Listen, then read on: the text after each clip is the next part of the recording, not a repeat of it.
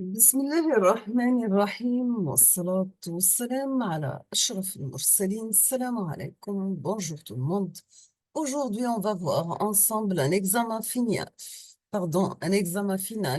في المودule signaux aléatoires et process stochastiques pour Master 1. La date de l'examen, c'était le 15 janvier 2019. La durée, c'est bien 1h30. On va commencer par l'exercice numéro 1. Dans cet exercice, on vous demande soit la variable aléatoire x de densité de probabilité donnée par la figure séquente. Donc, vous avez y égale à f de t. On vous demande de calculer p, la probabilité de x compris entre 0 et 0,5. Deuxièmement, calculer les moments statistiques d'ordre 1. La moyenne est d'ordre 2. La question numéro C, on vous demande de calculer la variance V de X, d'accord? Donc, on a un exercice sur les variables aléatoires. Dans cet exercice, nous avons une variable aléatoire X de densité de probabilité donnée par la figure séquente. Y égale à F de T. On vous demande de calculer la probabilité pour X compris entre 0 et 0,5. Deuxièmement, calculer les moments statistiques d'ordre 1, la moyenne est d'ordre 2, bien sûr. Et on termine avec la variance V de X. On passe l'exercice numéro 2. Dans cet exercice, vous avez soit A et B, deux variables aléatoires, réelles, indépendantes, ayant pour loi, la loi normale, centrée et réduite, n, donc n, c'est la loi normale, 0, c'est la valeur moyenne, donc tant qu'elle est centrée et réduite, la valeur moyenne égale à 0, et réduite, la variance égale à 1.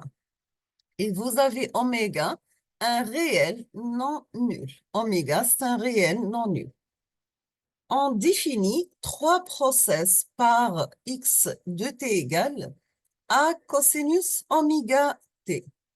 Y de t, le deuxième process égale b sinus oméga t.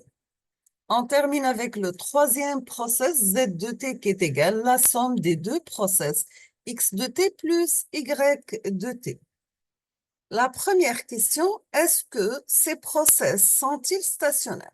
Est-ce que ces process sont-ils stationnaires? Bien sûr, pardon, pour vérifier la stationnarité de process, il faut qu'il vérifie deux conditions. La première condition, il faut qu'il soit de valeur moyenne constante ou bien nulle. La deuxième, il faut qu'il ait une fonction d'autocorrélation en fonction de tout. On vous donne cosinus A multiplié par cosinus B égale 1/2 de cosinus A plus B plus cosinus A moins B. Et pour sinus A, sinus B égale 1/2 de cosinus A moins B moins cosinus de A plus B.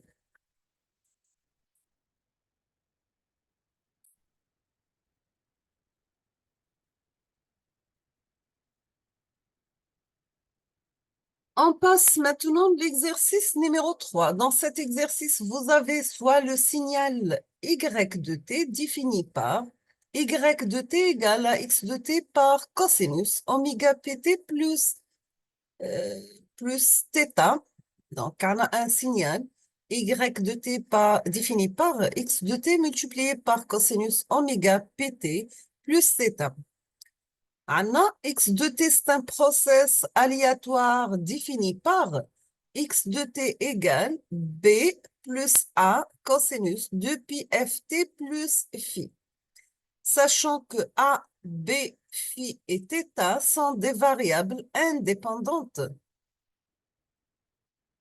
Anna a suivi la loi normale centrée réduite, donc la valeur moyenne, elle est nulle, et la variance égale à 1, pardon. B suit la loi uniforme sur 0,1. D'accord?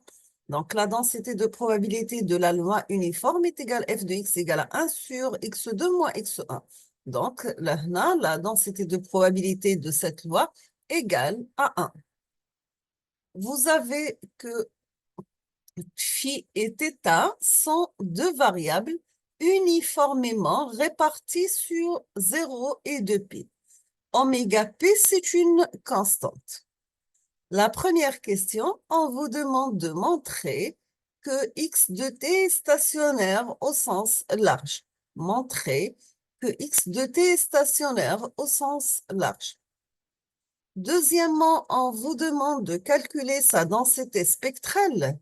On vous note m de x, c'est la valeur moyenne. Rx de taux, c'est la corrélation. Et Sx de f, c'est la densité spectrale de puissance, respectivement toujours du signal x de t. Troisième question, on vous demande de calculer la moyenne et la corrélation de y de t en fonction de Rx de taux.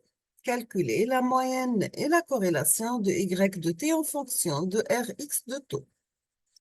Quatrièmement, y de t est-il stationnaire au sens large? Est-ce que y est stationnaire au sens large ou non?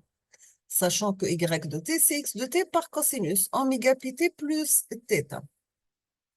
La cinquième question, on vous demande de calculer la densité spectrale de puissance de y de t en fonction de la densité spectrale de puissance du signal x. Donc, calculer la densité spectrale de puissance de y en fonction de la densité spectrale de puissance de x. On vous donne pour la loi uniforme la valeur moyenne de x égale a plus b divisé par 2 et sigma carré égale, donc c'est la variance, pardon, puisque la variance il y a la racine à l'écart type ou à la racine à la variance. Donc la variance maintenant égale a moins b, le tout à la puissance 2, divisé par 12. On va s'arrêter ici aujourd'hui. Je vous laisse le temps de réfléchir sur la correction de ces exercices et je vais proposer la solution dans les prochains jours, Inch'Allah. Merci beaucoup pour votre attention. N'hésitez pas si vous avez des questions et à la prochaine vidéo, Inch'Allah. Merci.